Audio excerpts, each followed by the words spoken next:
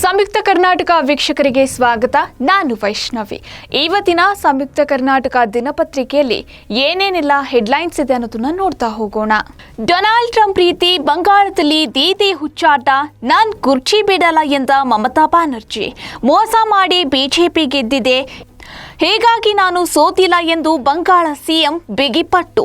2021ರಲ್ಲಿ ಬೈಡೆನ್ಗೆ ಅಧಿಕಾರ ಬಿಡೋದಿಲ್ಲ ಎಂದು ಟ್ರಂಪ್ ಹೀಗೆ ಗಲಾಟೆ ಮಾಡಿದ್ರು. ಸರ್ಕಾರ ರಚನೆಗೆ ವಿಜಯ್ ಕಸರತ್ತು. ಇಂದು ಗವರ್ನರ್ ಬಳಿ ಹಕ್ಕು ಮಂಡನೆ ಮಾಡಲಿದ್ದಾರಾ? ನಾಳೆ ನೆಹರು ಸ್ಟೇಡಿಯಂನಲ್ಲಿ ಶಪಥ ಮಾಡಲಿದ್ದಾರಾ? ಕಾದು ನೋಡಬೇಕಿದೆ. ಪಿಣರಾಯಿ ಸ್ಟಾಲಿನ್ ರಿಸೈನ್, ಕೇರಳ ಸಿಎಂ ಗಾದಿಗೆ ಪೈಪೋಟಿ. ದಿಲ್ಲಿಗೆ ತೆರಳಿದ ಸಿಎಂ ಆಕಾಂಕ್ಷಿ ವೇಣುಗೋಪಾಲ್. ಬಿಜೆಪಿ ಕ್ರಿಮಿನಲ್ ಸಂಚಿನಿಂದ ಜೀವರಾಜ್ ಗೆಲುವು ಎಂದು ಸಿಎಂ ಸಿದ್ದರಾಮಯ್ಯ ಕಿಡಿಕಾರಿದ್ದಾರೆ. 250 ಮತಗಳನ್ನು ತಿದ್ದಿ ಅಕ್ರಮ ಎಸಗಿರುವ ಬಿಜೆಪಿ. 8ನೇ ಕ್ಲಾಸ್ವರೆಗೆ ಪ್ರಾಥಮಿಕ, 12ನೇ ಕ್ಲಾಸ್ವರೆಗೆ ಹೈಸ್ಕೂಲ್. ರಾಜ್ಯದ ನೂತನ ಶಿಕ್ಷಣ ನೀತಿಯಿದ್ದು ನಾಳೆ ಸಚಿವ ಸಂಪುಟದ ಸಭೆಯಲ್ಲಿ ನಿರ್ಣಯ ಆಗುವ ಸಾಧ್ಯತೆ ಇದೆ. 60,000 ಕೋಟಿ ಬಯೋಕಾನ್ ಸಾಮ್ರಾಜ್ಯಕ್ಕೆ ಕ್ಲೇರ್ ಉತ್ತರಾಧಿಕಾರಿ. ಸೋದರ ಸೊಸೆಗೆ ಚುಕ್ಕಾಣಿ ನೀಡಲು ಕಿರಣ್ ಸಜ್ಜಾಗಿದ್ದಾರೆ. ಈ ಖಾತಾಗಾಗಿ ಸಿಎಂಗೆ ಬಿಲ್ಡರ್ಗಳ ಮನವಿ. ಸರ್ಕಾರ ಜಾರಿಗೆ ತಂದಿರುವ ಈ ವ್ಯವಸ್ಥೆ ಮಹತ್ವದ್ದು ಎಂದ ವೆಂಕಟಪ್ಪ. ಎಲ್ಪಿಜಿ ದರ ಏರಿಕೆ, ಆಟೋ ದರ ಕನಿಷ್ಠ 50 ರೂಪಾಯಿ ಹೆಚ್ಚಳಕ್ಕೆ ಒತ್ತಾಯ. ಕಿಲೋಮೀಟರ್ಗೆ 25 ರೂಪಾಯಿ ಹೆಚ್ಚಳ ಮಾಡಿ ಎಂದ ಚಾಲಕರು. ಮೇ 8ರಿಂದ ಮಾವು ಹಲಸು ಮೇಳ. 50 ಮಾವು, 7 ಹಲಸು ಮಳಿಗೆಗಳ ಸ್ಥಾಪನೆ. ವಿವಿಧ ತಳಿಯ ಹಣ್ಣುಗಳ ಪ್ರದರ್ಶನ. ಪೀಣ್ಯ ಮೇಲ್ಸೇತುವೆ ಬಂದ್, ವಾಹನ ಸಂಚಾರ ದಟ್ಟಣೆಯಾಗಿದೆ. 2 ಕಿಲೋಮೀಟರ್ ಕ್ರಮಿಸಲು 1 ಗಂಟೆ ಬೇಕು. ಟ್ರಾಫಿಕ್ನಲ್ಲಿ ಸಿಲುಕಿ ಸವಾರರ ಪರದಾಟ. ಏಪ್ರಿಲ್ನಲ್ಲಿ ದಾಖಲೆಯ ಮದ್ಯ ಮಾರಾಟ.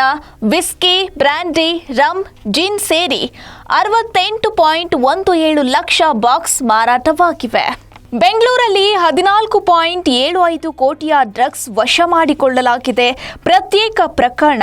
ಕೇರಳದ 2, ಕರ್ನಾಟಕದ 4 ಸೆರೆ. ನೈಜೀರಿಯಾ ಪ್ರಜೆಗಳಿಗಾಗಿ ಪೊಲೀಸರಿಂದ ಕಾರ್ಯಾಚರಣೆ ಶುರುವಾಗಿದೆ. ಕೆಲಸಕ್ಕಿದ್ದ ಮನೆಯಲ್ಲೇ ಕಳ್ಳತನ ಮಾಡುತ್ತಿದ್ದ ದಂಪತಿಯ ಬಂಧನವಾಗಿದೆ. 14 ಲಕ್ಷ ನಗದು, 199 ಗ್ರಾಂ ಚಿನ್ನಾಭರಣ ಜಪ್ತಿ ಮಾಡಲಾಗಿದೆ. ರಾಮನಗರದ ರೈಲು ನಿಲ್ದಾಣದಲ್ಲಿ ಕೆಎಸ್ಆರ್ ಬೆಂಗಳೂರು ಮೈಸೂರು ಒಡೆಯರ್ ಎಕ್ಸ್ಪ್ರೆಸ್ ರೈಲು ನಿಲುಗಡೆಗೆ ಹಸಿರು ನಿಶಾನೆ ನೀಡಲಾಗಿದೆ.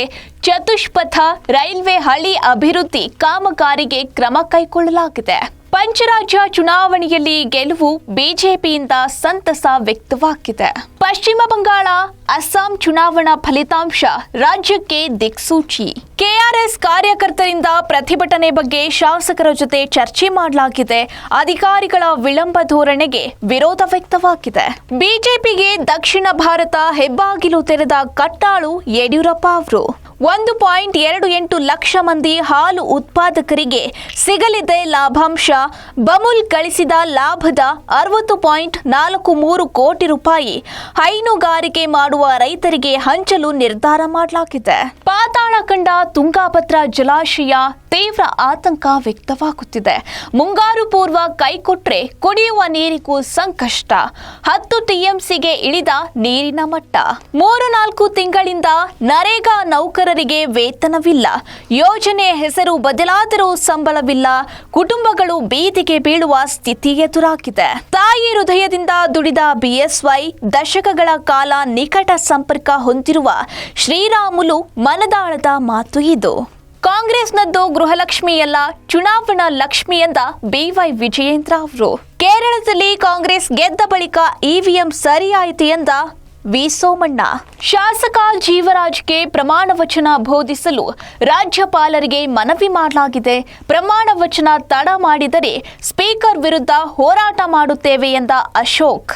ಜಮೀರ್ ಮನೆಯಲ್ಲಿ ಸಂಬಂಧಿಕರಿಂದಲೇ 1.13 ಕೋಟಿ ರೂಪಾಯಿ ಮೌಲ್ಯದ ಚಿನ್ನ ಕಳುವಾಗಿದೆ. ಮತ್ತೆ ಕಾಂಗ್ರೆಸ್ ಅಧಿಕಾರಕ್ಕೆ ಎಂದು ಸಿಎಂ ಸಿದ್ದರಾಮಯ್ಯ ವಿಶ್ವಾಸ ವ್ಯಕ್ತಪಡಿಸಿದ್ದಾರೆ. ಉಪಚುನಾವಣಾ ಫಲಿತಾಂಶ ಮುಂದಿನ ಚುನಾವಣೆಗೆ ದಿಕ್ಸೂಚಿ. ವಿಜಯ್ ಸರ್ಕಾರ ರಚನೆಗೆ ಸಣ್ಣ ಪಕ್ಷಗಳ ಬೆಂಬಲ ಕೋರಲಾಗಿದೆಯಾ? ಅತಂತ್ರ ವಿಧಾನಸಭೆಯಲ್ಲಿ ಬಹುಮತಕ್ಕೆ 10 ಶಾಸಕರು ಅಗತ್ಯ. ಬಂಗಾಳ, ಅಸ್ಸಾಂ ಗೆದ್ದ ಕಾಂಗ್ರೆಸ್ಸಿಗರೆಲ್ಲ ಮುಸ್ಲಿಮರು. ಬಿಜೆಪಿ ಎದುರಿಸಲು ಮುಸ್ಲಿಮರಿಗೆ ಹೆಚ್ಚು ಒತ್ತು. ಭರವಸೆಗಳ ಭಾರತದಲ್ಲಿ ಟಿವಿಗೆ ಜನರಿಗೆ ಕೊಟ್ಟ ಮಾತು ಉಳಿಸಿಕೊಳ್ಳುವರೇ ವಿಜಯ್? ಕಾದು ನೋಡಬೇಕಿದೆ. ಇನ್ನು ದೇಶ ವಿದೇಶದಲ್ಲಿ ಏನೆಲ್ಲ ಬೆಳವಣಿಗೆ ಆಗಿದೆ ಅನ್ನೋದನ್ನ ನೀವು ತಿಳ್ಕೋಬೇಕು ಅಂದ್ರೆ ದೇಶ ವಿದೇಶ ಪುಟ 9. ಈ ಪುಟದಲ್ಲಿ ನಿಮಗೆ ಸಂಪೂರ್ಣ ಮಾಹಿತಿ ಸಿಗುತ್ತೆ. ಅದು ದೇಶ ವಿದೇಶದ ಬಗ್ಗೆ ನೀವು ಓದಬಹುದು.